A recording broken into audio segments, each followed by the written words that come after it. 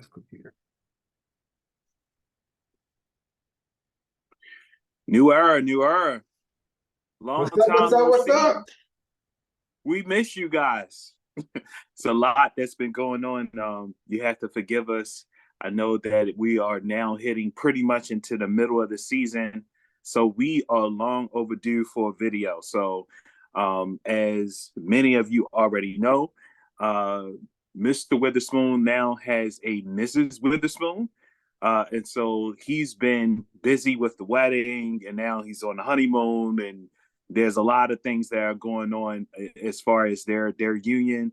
And certainly we wish them well in that. But along the way, we haven't had a chance to be able to sit down and do a video. So much to catch up with you guys. Pretty much 6 weeks of games have already been had. Raph, thank you so much for joining me. We are literally doing the lunchtime version of the podcast. So definitely good to see you, bro.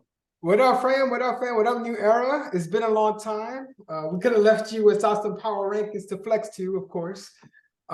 Shout out to AC, man. Congratulations. His new nickname is Mr. Worldwide because he's going to be globetrotting for the month of October, is my understanding. So we wish you safe travels and some memorable experiences. Yeah. And speaking of experiences, man, it's 6 weeks in. I know we got a lot of things to talk about, a lot of things to discover. A lot has happened since the off season, when we think about it. And a lot of interesting things have happened. Some of which were foreseeable, and some of the things maybe not so much. But it'll be good to get to jump in on it, and it's good seeing you, brother. You look good, and yeah, let's do it. Yeah. So look, we're 6 weeks in. Again, the complexion of the fantasy world and probably your team looks completely different than when you drafted, right? And that's true pretty much for everybody, right? So I thought it'd be good to just kind of catch up, like, hey, we last time previously that we all saw each other, we were drafting, and now it's midway through the season. What do you think about your team now? How did things play out, et cetera, et cetera. And not just our teams in particular, but really kind of looking at the face of the league and how things have played out via the draft. So I'm just going to shoot some names out to you, okay? All right, so fourth round. I'm looking at the draft recap. Fourth round. Bijan Robinson, Jahmyr Gibbs, Aaron Jones, Deebo Samuels, Chris Olave, T. Higgins, DJ Metcalf, Dameon Pierce, Devontae Smith, and Calvin Ridley. So for everything that we thought during draft time, right? Now taking a look back at that draft recap, tell me what your thoughts are with fantasy. And I could literally go down rounds 5 and 6, but tell me what you thought. My initial thought is that this is where you got to take into account where, everyone's using rankings and we're getting all of our sources of information. But at the end of the day, you got to know your league and you got to know what the dudes in your leagues are doing and be able to adapt to the culture and the tendencies of your league. And in this league, we know rookie running backs are going to go early. It's going to happen, right? Mm-hmm. So the first thing that jumps out on me is obviously the first 2 picks are your rookie running backs, one of which is a stud, and the other one hasn't really played, through no fault of his own, I might add, hasn't really lived up to his draft potential for different reasons. And I think for at least Jahmyr Gibbs, why AC took him. He looked like a stud in the preseason. You had all the hype around him. But who would have thought that David Montgomery would have come out looking as hot as he has to start the season to Jahmyr Gibbs' detriment, right? Right. I don't know if AC had to do it over. I don't know if that's the pick at number 2. Looking further down that 4th round, I'm looking at,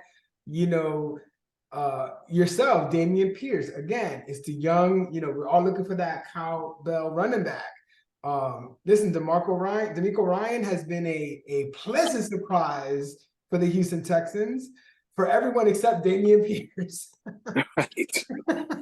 Right. So for whatever reason, I think it's just more of a scheme thing, what they're trying to do. And I don't know if he really fits what he's trying to do there on the offensive side of the ball.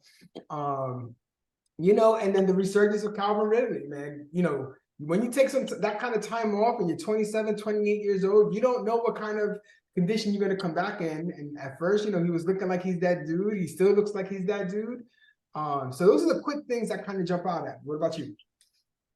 Yeah, so just in general, like I feel like, when it comes to drafting, like we all, are keeping our ear to the ground, whether we're reading, scouting reports or things that we're hearing from training camp or looking at preseason games, whatever information, however you take in your information prior to the draft, right? So there's different various ways in which you acquire information to kind of give you a heads up of who you may be looking at or who you may want to invest to when it comes to the draft.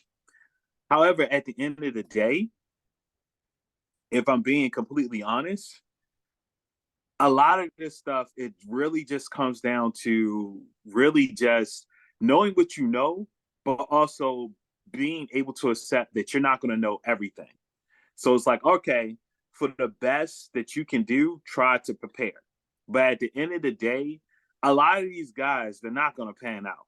Like that's just reality, right? It's like, okay, it's like if I'm looking just reading you the list right now, I'm going to give you the top running backs in the league as we are right here today. Yep. Right? Christian McCaffrey, obviously a keeper. He's, spoken for. So clearly that has panned out. Your second running back in the league is Raheem Mostert.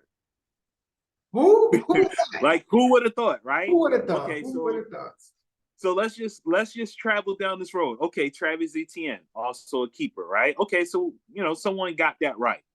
The fourth running back is Kyron Williams, who was not drafted at all. Okay, all right, Zach Moss, okay, is the fifth best running back. DeAndre Swift is at number 6, right? Bijan Robinson, who was picked, Tony Pollard, Devon Achane, right, who's picked back in, right? Josh Jacobs, so you get that right. Kenneth Walker, who a lot of people had questions about. And that takes you all the way into Derrick Henry at the number 12 spot. So it's like, okay, you get, and then of course followed up by that is David Montgomery, who else, everybody is like, all right, Jahmyr Gibbs. All that to say, it's like no matter what category you pick, whether it's QB, running back, wide receiver, you go back and you look at the stats and where these guys stand at today, chances are you're seeing a whole bunch of guys that were like basically like undesirables, right? Same thing with wide receiver. Tyreek Hill, Stephon Diggs, of course, number 1, number 2. Okay, we all know, we saw that coming. You're like, if you gotta take a date to a dance, but I ain't spending little money. Exactly.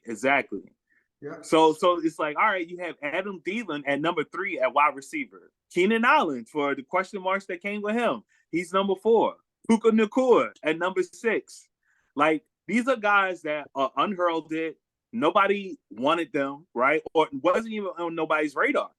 You know what? So, an interesting point, right? So you bring up that these people come from, these unheralded heroes kind of come out from nowhere, and there's usually limited information about them by the time this takes place. All that to say, dare I say, this is why depth is important. And that's where they say, these leagues are won, not necessarily in the 4th and 5th round. It's those late round picks. It's the waiver wires. It's all of those things. And building your team, you need your core horses. You need people you can depend on, your sure money. But as they say, those players won't win you your league, but to lose them, they cost you your league, right? So Absolutely. So yeah, no, I totally agree. I think that's, for me, I think that's the biggest takeaway is that, oftentimes when you're drafting, of course, everybody is thinking about that 4th, 5th round, 6th round pick. And yeah, you're hoping that you hit gold. If you can hit gold on a 4th round pick or a 5th round pick, chances are your team is more likely to be successful. But it's not the end of the world if you don't, because there are a lot of later round picks that end up shining through and becoming now, potential keepers. They turn into rock stars for your team, and they can really propel you forward. So just kind of looking at that, and now I'm just like, all right, well, take what happened in that draft. Take what we see is the results of these later round picks and maybe guys that weren't even drafted. Now it all makes sense why the standings look the way that they do. when you really break it down. So let's take a look at the standings and really kind of get into basically some power rankings, right? All right, so as it stands today, at the number one seed is my man Sean Harvey Lemons, right? So for this Southeast Conference, Harvey Lemons is a 5-1 record. As far as points for, he is third in points for, so he's definitely putting up the points. He's been able to kind of fight through some injuries there as well. Obviously, with Nick Chubb going down, James Conner going down. So again, to Raph's point, clearly he's been able to kind of make hay with the depth that he has. Of course, in the number 2 spot, we have Plunkett. And if I'm being honest, I would give Plunkett, as far as a power ranking is concerned, between Plunkett and now yourself, Raph, I will say that you guys are the top 2 teams in the league. So, Plunkett really has solidified himself with the type of team that really will be able to traverse a lot of injuries. So he has a lot of depth. Of course, he's, dealt with some injuries already with different guys, just on the back end of his squad kind of falling apart and dealing with, guys being suspended, Alvin Kamara and all that. But he just has great depth. When you look at his team, he really has guys, that can fill in, right? So whether it's the Zay Flowers that's, kind of showed up in those last rounds, and now, hey, he's the serviceable number 2, number 3 for him. Same thing with Tyler Lockett, who a lot of people are kind of like, yeah, he's all right. But now he can come in and can give him number 4 points, come in for a pinch spot. So I just feel like DJ Moore for whatever that's worth, right? Now, we take it. Of course, we understand now that Justin Fields is hurt. But for what it is, it's like DJ Moore has shown the potential. Like, hey, look, he could really be a rock star for his team. And then, of course, your team. Oh, I'll let you talk about your team before I kind of even get down into the breakdown of your team. But I feel like, in my opinion, you have one of the better teams. Kind of break down your team and where you think you stand at now, how you see yourself projecting towards the end of the season. Yeah, I think, my at least for my team, I left the draft feeling good about my team. I think my team, I made a point this year to try to get as much depth as I can, which has always been one of my Achilles going into every start of every season. So I, looking at it now, like this past week has been rough because I think I've lost like 4 starting running backs in one season and Justin Jefferson. So now my team's going to be tested. At 4-2, I have a slight cushion, but not enough where I can be like, oh yeah, I'm good. But I'm not 5-1. I'm not 6-0, anything like that. But just on, as long as my horses can stay healthy, I think I'll be able to compete with the best of them. But as far as where I think my team stands with the competition, I think I can't put myself ahead of Plunkett or Hart or Sean yet because they got the better record, right? So I got to get up there before I can claim that. In my opinion. Well, you may not have the better record, but you are the number 1 in points.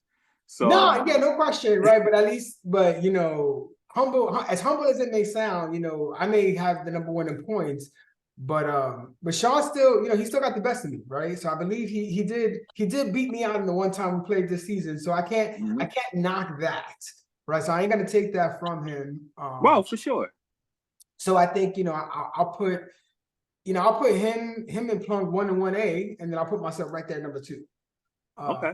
That's how I look at that. Okay. Yeah, I think that's a fair assessment. I mean, to me, the way I look at your team is when healthy, I think you have perhaps the most dominant team. So I look at your team as it is right here today, right? If everybody was healthy between McCaffrey, between Swift, between David Montgomery, and between Kyren Williams, you have guys, 4 running backs that, in all honesty, at this point, I think it's safe to say they're all number 1s. They're all number 1s and number 2 or strong number 2s. So for you to be able to do that and then add in Justin Jefferson and then pick your poison between Devontae Smith, Mike Evans, who has, rejuvenated himself. This is contract year, Mike Evans, by the way. Right. That's not right. Right. And then, of course, a steady enforce in Mark Andrews and then, Patrick Mahomes, like you really, like you have no holes in your team. Now, I don't know if you per se will say that, But just from the outside looking in, it's like, okay, if these guys are healthy, right? Obviously, that's the caveat to any team. If these guys are healthy, like, look, there's really not too many places that a person can say they can one up you as far as a lineup matchup. So to me, it's like you just gotta basically survive these next stretches of, you know, the next 3 or 4 weeks, however. Kyron is going to be hurt, which I don't think it's going to be anything significant. It seems like just like a regular ankle sprain. Really, to me, what is more concerning is Justin Jefferson. Now, would I be overly concerned? No, not necessarily, because you got depth in that position between Nico Collins, Devontae Smith, Mike Evans. So you got depth. Like you ain't got to, you know, make a lot of moves if you need to. Right. And Drake London, for whatever that's worth. When Arthur Smith decides, you know, that he would like to randomly throw him the rock. Man, do not get me started on the Atlanta Falcons, man. Just don't. Well, look, Raph, don't open that can. Do not open that. You did it to yourself, Raph. You did it to yourself. Oh. No, you know what? I purposely said, you know what? I'm not jumping on the Kyle Pitts train this year after 2 seasons. I'm not doing it. I passed on him in the draft. I'm done with you. But then I saw little Drake London just sitting there, and I was like, oh, targets. And then, like, what's going on? To start to say, I just don't understand. All right, so now I'm gonna go on a tangent. I don't understand what Arthur Smith is doing. I just don't understand. You know, I get that, you know, you got Bijan Robinson, right? But here's the thing with Robinson, and here's my biggest concern with Bijan Robinson. The dude is a stud, but he ain't built like Ezekiel Elliott, and he don't have the agility of Saquon Barkley. And I think that's what he's trying to do to him, is give him that volume, like he's built like Zeke, and letting him just work that open field like he's Saquon, and think he's going to, like, not get himself killed. That is my concern with Bijan. Other than that, the dude is a stud. I just don't trust Arthur Smith to do right by him. That's just my biggest concern. Well, you know, it's an interesting thing with Bijan Robinson, you know, and just Arthur Smith in general, like the whole Atlanta Falcons team. Okay, so I'm going to give you Bijan Robinson's carries over the course of the season, and you tell me what the reality is. Okay, week 1, he gets 10 carries. Mm-hmm. Week 2, he gets 19 carries. Mm-hmm. Week 3, he gets 10 carries. Mm-hmm. Week 4, he gets 14 carries. Yep. Week 5, he gets 14 carries. Week 6, he gets 13 carries. So it's not like he's getting like a boatload of carries. Arthur Smith right now is going bland, unseasoned chicken when it comes to offense. Like no paprika, no salt, no nothing. Like this dude is bland chicken. Dash. You get Mrs. Dash. You barely get that. You barely get that. So it's not like, okay, like, oh, everything is funneling through Bijan Robinson. Really, what the reality is that you got a 2-headed monster with Bijan and, well, I won't even say 2-headed monster. You have a running back by committee with Bijan basically barely getting 15 carries and probably getting about somewhere between 4 to 6 touches out the backfield as far as catches, right? So basically somewhere between like 20,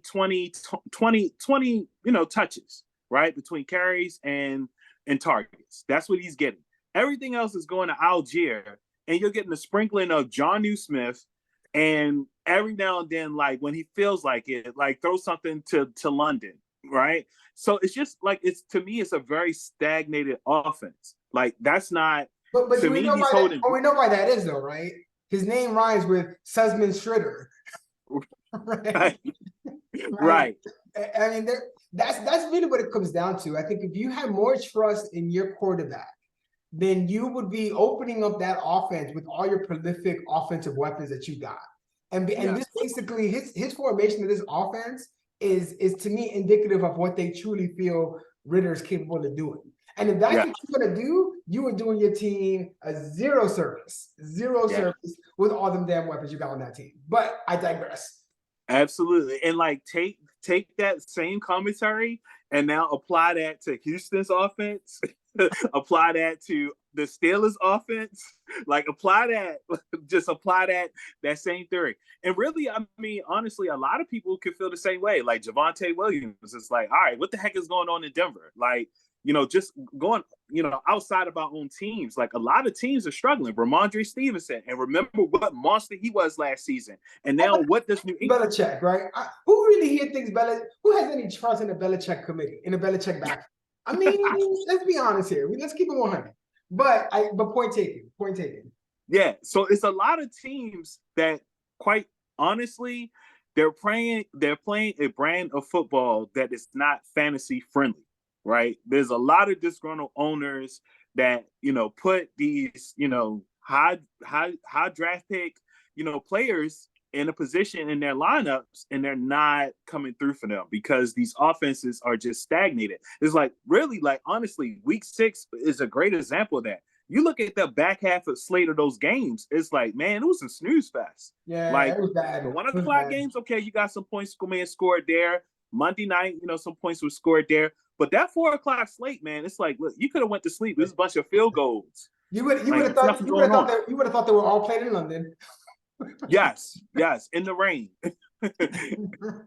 In the rain, man. So yeah, it's been a weird season of fantasy. So anyway, getting back to the rankings. So we talked about the top 3. You got, obviously, yourself, you got Plunkett, you got Sean. So now we're talking about some of the teams that are right there with you. Now, me per se, I feel like Ricky is right there. Like, to me, if I had to pick 4 teams in the playoffs, Ricky definitely is in that 4 spot. Dude, you know what he gets? I'm gonna give Ricky's team. I'm gonna call it the tush push team, right? Because when you in there in the trenches and you need a couple extra yards, when you could throw out Tyreek Hill in there, like, you got that push, right? Like, I don't. Yeah. Like, one-on-one, listen, between James Cook, right? And granted, he's putting up numbers without scoring touchdowns, right? Because that's right. That's his thing, right? He's just not scoring, but he's getting all the volume, he's getting all the catches, he's getting all the yardage. But man, what Tyreek Hill does with limited touches, 6 catches, 200 yards, like, just insane, right? Bananas. I think his team, between him, Adams, Cook, whichever version of the Buffalo Bills offense wants to show up in any given week.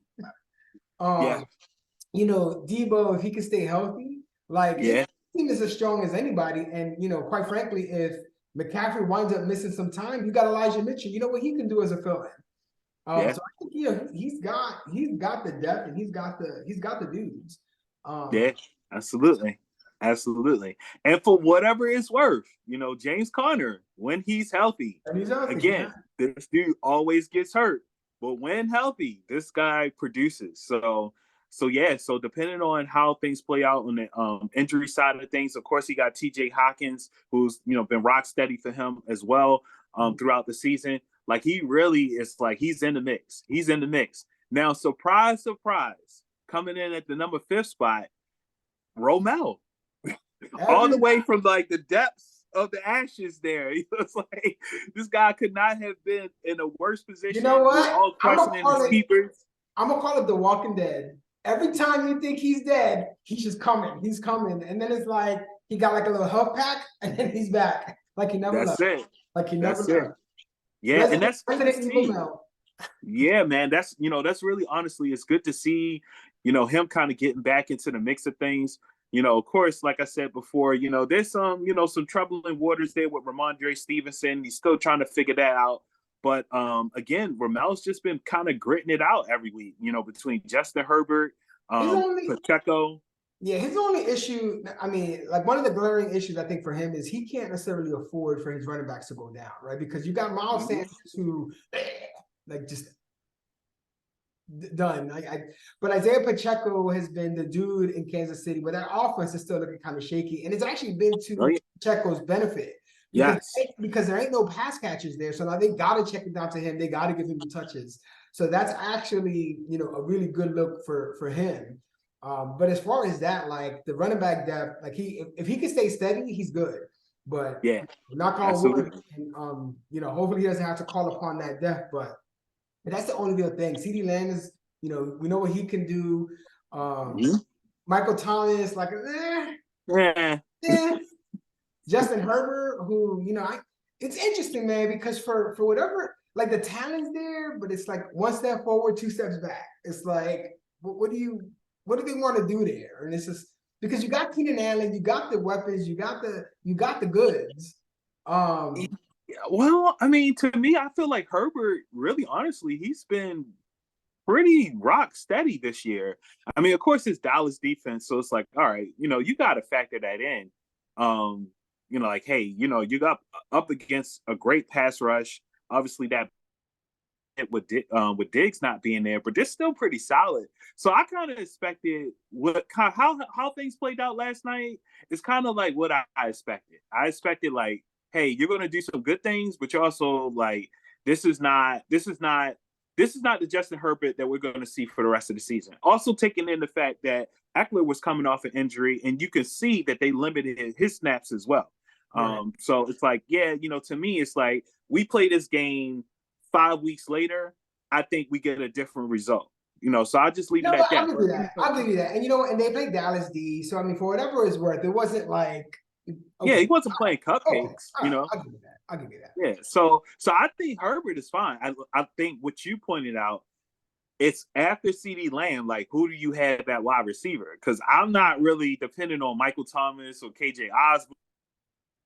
These ain't the guys that's gonna I mean, take you to the promised land. Romero Dobbs for like a late dude isn't a bad Yeah. potential, like high upside guy if Jordan Love can fix his accuracy issues, right? Yes. If he can fix that, then I think he may have found a serviceable number two. Yeah, for sure. No, I agree with that. Yeah, more of the KJ Osborne, Michael Thomas, I have more concerns about them. But again, you never know. So I would say that, like as you mentioned, as long as his running backs are healthy, like he's definitely firmly in the mix. All right. So then, like we have the guys now. We're transitioning from like the teams that are like in it to the teams that's like, man, I don't know, maybe, maybe not. Dare I say the two of the possibles? Yes, the two and the possibles. To good old Ricky there. So Right. so really you got Cup and Down, which is Brett York, and then you have Jeremy, right? So those are the two teams that kind of like, all right, well, 1 week they're hot, 1 week they're not. Yeah. They got the ups and downs. And it's a really interesting thing. Like with Brett, obviously he didn't have Cooper Kupp for 5 weeks of the season, right? Aaron Jones gets hurt. So a lot of this is kind of based off of injury, but there are other storylines involved in it too. It's like, okay, Alexander Madison. Like, what do we say to that? Like, has it been a success? Has it not been a success? Where's this going? Right? Kind of up in the air, right? Yeah. I mean, I think the Minnesota quandrum is that, once they start hot, they remain hot, right? And I think that trickles down to all your skill position players. The issue that they had is that they started out not winning games, and I think that permeates to the other skill position players. And then it's just like, for whatever it's worth, like I think Madison has been like an A+ backup all his career, but the question was whether he could take that mantle and be a true number one. I don't know if that's the case. I haven't seen it yet. He has flashes here and there, but like, I don't know, between Henry at the basically back end of his career and punching out whatever he can, Madison, it's almost like you gotta, if you're looking towards the future, like it may work out this year, but as far as, a keeper league and looking further down the road, like, I don't know if those dudes are it.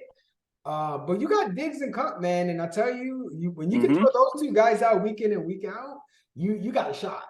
You got a shot. Yeah, absolutely. So he got to really hope that, like, for Henry, like, basically, he can summon, summon some of that, that sparkle from a few years ago. If he can get that and get Aaron Jones healthy, then I think, like, okay, he can make a push. Add Terry McLaurin in there. Amari Cooper, once Deshaun Watson gets back, he'll be serviceable.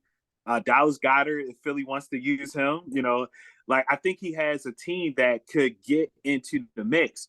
But it's like, man, if this Derrick Henry thing continues to go south, where it's like, hey, every other game he's given barely double digits, and then you're trying to guess when he's going to go off and when he's not, it's going to be tough. And Aaron Jones, he got to get healthy. So we'll see what happens with it. But I think that he's in the mix. He just kind of had to work through some things. Then when we go to Germ's team, to me, I would say, if anything, this is probably more of the surprising team for me, because I expected so much more based off of the draft. On paper, his team should be better than his record suggests. But I Yes. think his Achilles is where reality meets fantasy, right? When you invest a lot of stock into the Giants this year, like you have, like it's just you're bracing yourself for disappointment, right? And I think between the Anthony Richardson likely being done for the year, and that was one of the high upside, kind of picks. You got Saquon Barkley, who with that offensive line, I don't even know why he's playing. To be quite honest, I would not do that to myself. No. You got Darren Waller. The mystery that is Darren Waller on the Giants, I don't even know why they traded for him at this point. It just doesn't make much sense to me. You know what I mean? I feel like between AJ Brown and that's it. Like you asking a lot from AJ Brown for your team if you trying to be in like, yeah, let's do it. Yeah. So it's like, there's a lot of things that went right for Jeremy, and there's equally things that went wrong for Jeremy. Okay, so the things that went right, Brian Robertson, that clearly went right in his favor, right? For where he picked him at, this guy came in and he's a serviceable number 2. So that kind of helps. Darren Waller, clearly that didn't work out, right? And it's not, I don't blame Darren Waller. This is a Giants organization issue, right? So this is, hey, we don't, the offensive line and everything that's going on with this, I don't think we're seeing what Darren Waller can do because of other things going on. Same thing with Saquon Barkley, right? Brandon Ayuk, he also got that correct, right? For what it's worth, this dude's healthy. He's going to produce. Adam Thielen, who's at number 3, clearly he got that right. Listen. Adam Thielen and Mike Evans are drinking that same brand of Prime. Yes, absolutely. But then you have Rachaad White, right? Who's just like, man, who knows where his mind is at when he's running the ball. It's like, to me, everything as far as Tampa Bay, there are a lot of good things that's going on with the offense. Rachaad White is not one of them. Right. I don't understand the reason why, but it is not working. Yeah. So to me, it's like, his record, even for Jalen Waddle, I think we expected so much more from him. Chris Olave, I think he's been right on par, but not really kind of breaking out the way that we thought he did, but he hasn't been a disappointment. Right. But Jalen Waddle, it's like, I think Jeremy banked on getting a little bit more from him. He's getting it from other places, whether it's Ayuk, whether it's from Thielen, but he's not really getting it from him to really kind of push him over the top. I think that's why his results are kind of I have a theory as to Waddle's production, and it basically boils down to Tyreek Hill, right? Because when you have a dude like Hill who's going to go 6 for 200 yards, what are you not doing? You're not keeping your offense on the field. The opportunities aren't there to give Waddle, 10 targets a game to warrant basically his elevation to that top tier status. And I think, because Tyreek Hill has been balling, he's been getting, like I said, that offense hasn't been on the field much. So, and I think that's a direct correlation to why you see the lack of production from Waddle. And when they do produce, it's Raheem Mostert who's getting that goal line work, who's getting that ancillary work. So, yeah, absolutely. And I think that, as the season progresses, he'll have his days. Like, clearly last week he had a pretty good day. He's going to have his days, but it's just not, like you said, because Tyreek is, at this point, he's on a tear. Like, he is on a mission. He clearly has put it out there, like, look, I want to get 2,000 yards this year. And the Dolphins are like, yeah, we're going to make sure you do that, all that and some. So to me, it's like Waddle is kind of taking a back seat. But like I said before, I think because of those variables that you're seeing on his team, where you got all these really great finds, but maybe perhaps you're not playing them because you expected these guys to really be the ones, he's kind of getting these mixed results. So and I hate to tell you, we have this dude named Clay Chapel who's getting added to that receiver room who, for better or for worse, you got to account for that now. And it's probably going to be to Waddle's detriment. So Right. For better or for worse. Right. And then we got the guys that probably will most likely be back in the lottery. All right. When we talk about the lottery teams, I'm going to call them the ping pong dons. Yeah. So you got myself, Marvin, and Eric.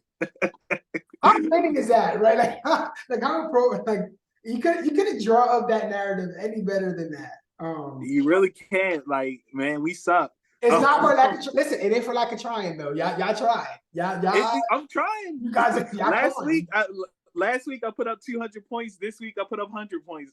Like, yeah, listen. You trying? Listen, I get it. You trying? I can't call it. So it's like, all right, for what it's worth, I can speak on my own team. Like, I'll let the other teams, as they get the opportunity to jump on the podcast or jump on the video, they can talk about their team. But for my team, like basically everything that I did in the draft, I got it wrong. Like I got the whole thing wrong. So Damian Pierce got that wrong. George Kittle got that wrong. Not that I wanted him, but that was the guy that I picked because I thought he was the best value at that place. Clearly got that wrong. Just everything that I thought. Odell Beckham clearly got that wrong. Damian Pierce got that wrong. Like everybody, it's like Najee Harris, keeping him, got that wrong. Like to me, the season is a wash. It's like I'm gonna do what I need to do. I'm gonna make my waiver wire moves. I'm gonna try. I'm gonna put out the best team I could field each week. But there's so many things that I got wrong this season as far as the draft. It's hard for me to kind of make that up, through, let me ask you one quick question. Do you dislike me anymore for taking Jaylen Warren when I did? No, because both of them are useless. So it doesn't matter. Like to me, I just kind of laugh at it. It's like, well, listen, I say that, and I have to use him. 6 in one hand, a half a dozen in the other. Like, dude, I say that, and I have to put him in my lineup this week. He's playing. You better mentally prepare. You starting.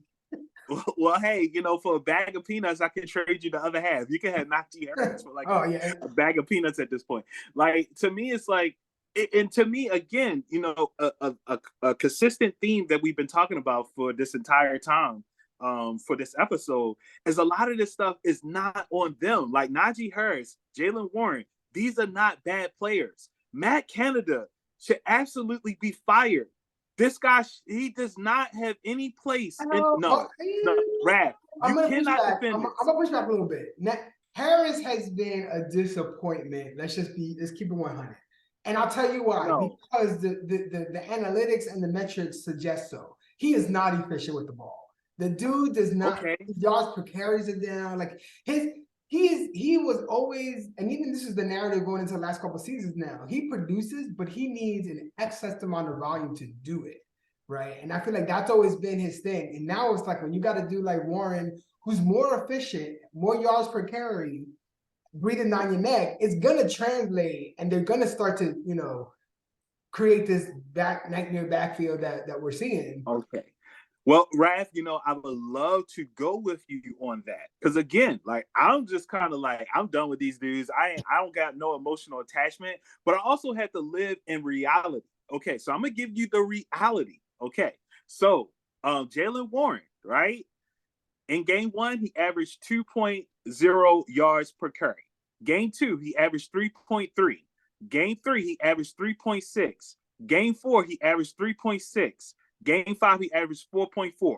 So only in one game has Jaylen Warren averaged over 4 yards a carry. This is not a Najee Harris problem. Okay. This is a Pittsburgh Steelers offense problem. Like, think about what George Pickens, like his capabilities, right? I'm not saying George Pickens is like the greatest receiver ever, right? But we could clearly see that this dude has talent. He has the ability to get in and out of his breaks. He knows how to separate. He knows how to hot point the ball. And they're just now, when they just played Baltimore, they're just now featuring this guy.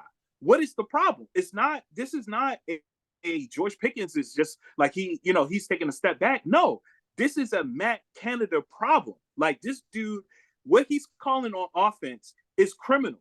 It's criminal. Like he's sucking the life out of that offense. Pause. So literally, like, to me, it's like, all right, we could talk about Jaylen Warren and what he's doing out the backfield as far as catching passes, but he's really only getting like maybe 4 or 5 targets per game. He's not even being featured there. So it's like, yeah, I would love to go with you and say, hey, well, Raph, you know what? Honestly, you're right. Like, I'm looking at the yards per carry. I'm looking at what he's doing out the backfield. Like, man, he really should be. He ain't doing that much better. is he's not being used appropriately. So whether it's Najee Harris, whether it's Jalen Warren, whether it's Pickens, whether it's Pickett, these guys all suck. Like if you don't want any parts of the Pittsburgh offense, you have to do it because he's on. You got a whole bunch of dudes hurt and he's on bye. But honestly, you don't want no part of Pittsburgh's offense. Nobody does. There's nobody in the league that's like, sign me up for a Pittsburgh Steelers player. Nobody. Okay, you think Ricky wants to play George Pickens right now? No, he got other things to do.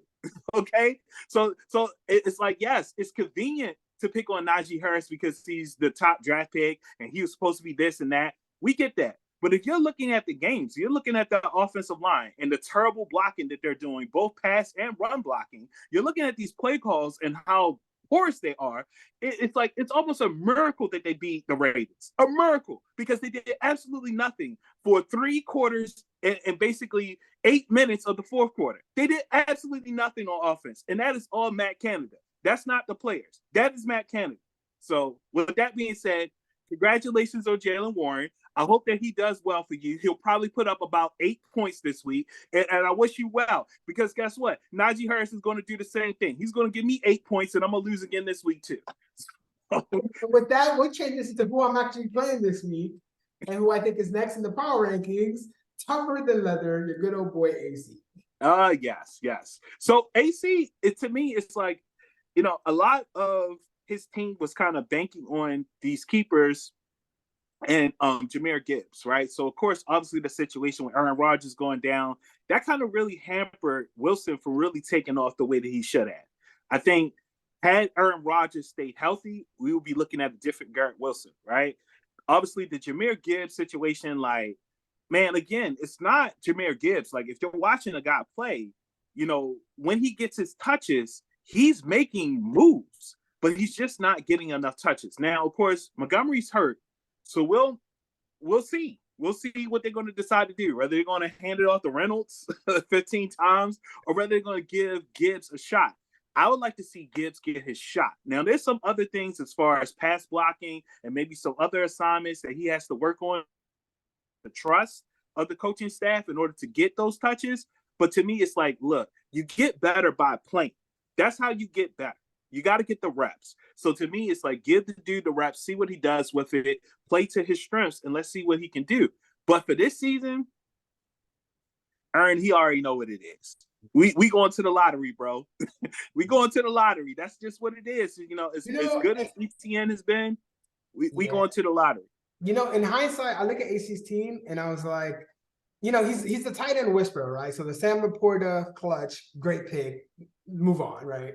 Mm-hmm. Ross St. Brown, great player, great pick. He was absolutely a keeper. Move on. The Jahmyr Gibbs,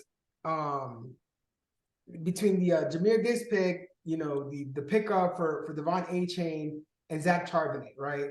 Like, I can't be mad for him banking on what he was expecting that to turn into, right? Nobody would have thought Seattle would be running Kenneth Walker the way that they are now, right? That wasn't the narrative. The preseason sure as heck didn't indicate that.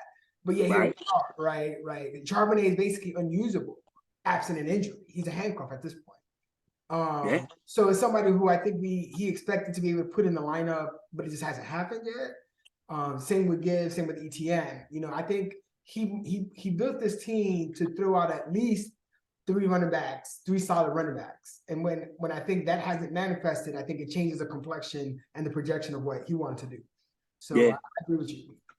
I totally agree. And obviously Garrett Wilson. Yeah. But for what it is, it's like he got some nice building blocks, between A-Chain. We'll see what happens with Gibbs. He got ETN, who looks like, okay, suddenly they want to give him the ball on a consistent basis. So as long as that lasts, like, okay, ETN, like, tell me what you think. And then obviously Garrett Wilson, once Aaron Rodgers gets back, we're going to see a much more elevated, guy in regards to that, as far as his gameplay. So he has a lot of building pieces, but for this season, it's just like, nah, it's just not going to happen. So that leads us to the last place team, which again is such a head scratcher for me. But that takes us to Marvin. So X tell me is not going to give it to anybody. Yeah, no. Unfortunately, X is not giving it to anybody. Yeah, yeah, yeah. So to me, it's like, with this team, you got the injury factor clearly with Eckler, that, obviously kind of, took the air out of the balloon there. But really, Higgins, he's let him down big time. But why So do to you guys me, think it's the like, whole Bengals situation has been kind of weird all season? I mean, absolutely, because Joe Burrow, same yeah, thing that's affecting, Jeremy, with Burrow playing terrible for like the first 4 games. And really, honestly, the injury clearly, that calf injury clearly was bothering him. yeah. Right. And we're seeing him start to kind of work his way out of that.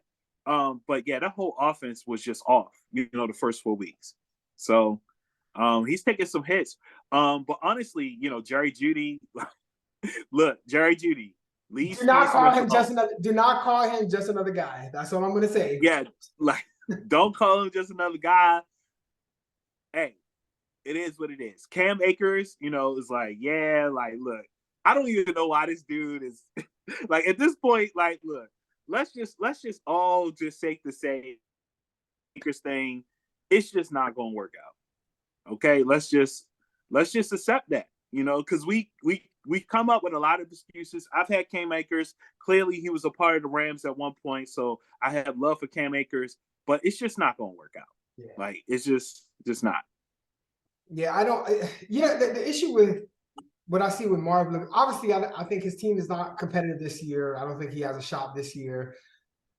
But even looking towards the future, absent Austin Eckler and maybe even Josh Jacobs, what?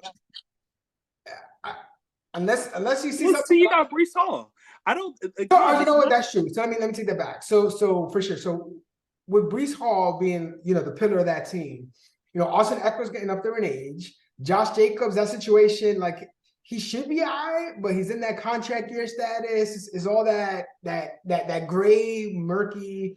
Is he going to be a Raider next year? Like all those unknowns, right? And right. You want that unknown from your third keeper, not your first or second. Yeah.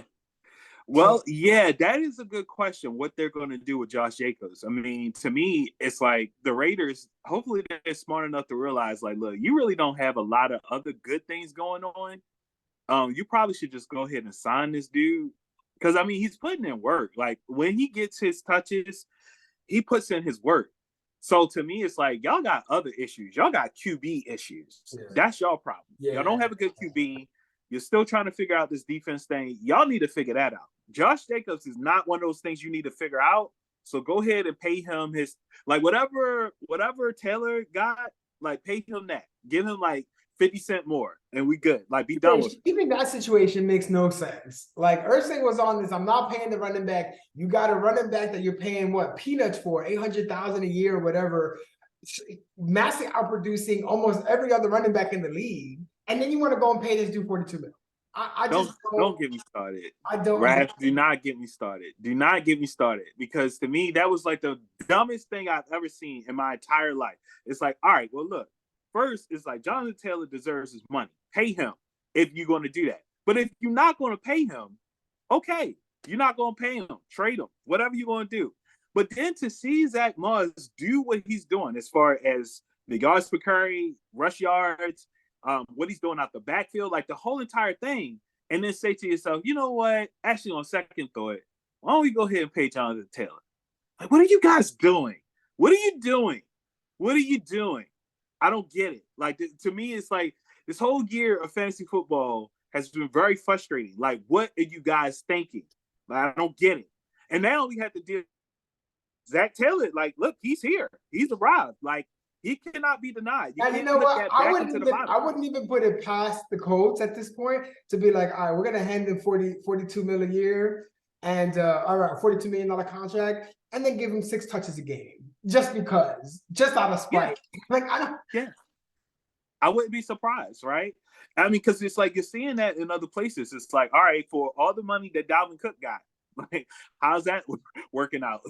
Like, man, look, you guys could have saved yourself $8 million and just gave the carries to Breece Hall. Like, he would have been fine. Like, he would have been fine. So to me, it's like, a lot of wasted money. But all that being said, that brings us through the power rankings. We see where all the teams are standing at for now. And of course, within the next the other developments with other teams, hopefully your teams can manage to stay healthy. That's the key thing. So I think above everything else, we kind of already know where we're at now, right? We didn't know what we was doing in the draft, right? That's out the window. You didn't know what you was doing. I didn't know what I was doing.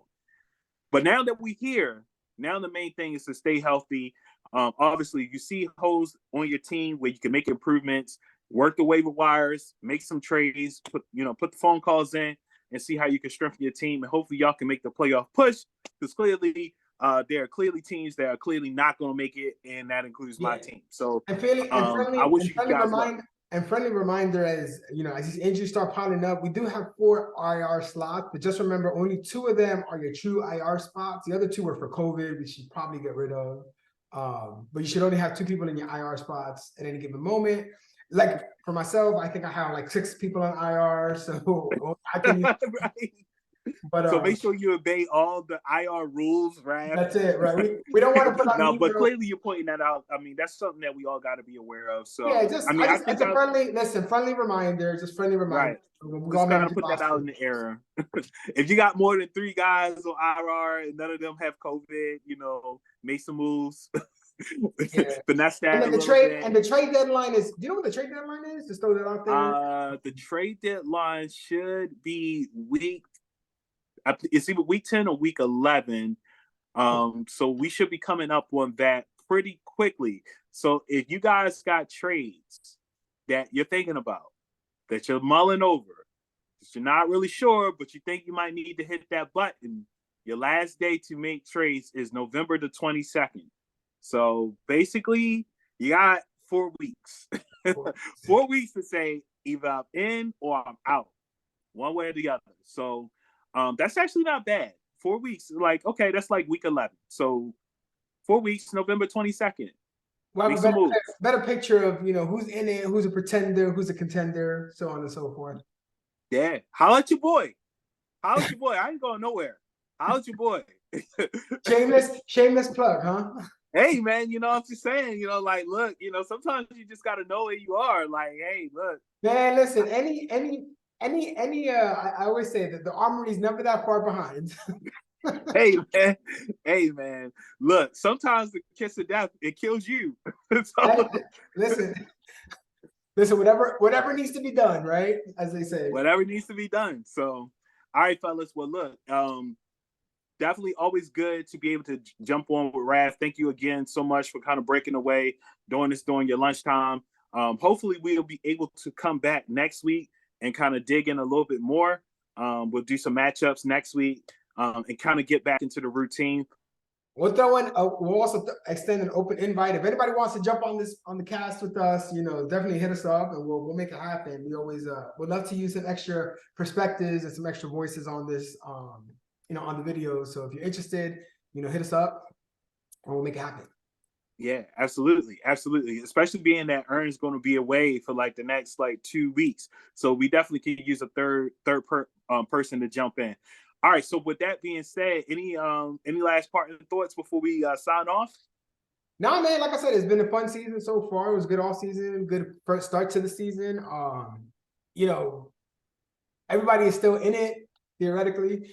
Theoretically. But no, man, just keep grinding and keep pushing. And like I said, we'll see where we are in a couple of weeks. We'll keep the videos going.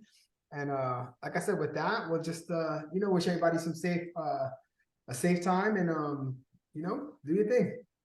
All right, no doubt. All right, so from Raph and from myself, congratulations again to Ern. Enjoy your honeymoon. Everybody else, stay healthy for week 7. And if you're not healthy, holla at your boy.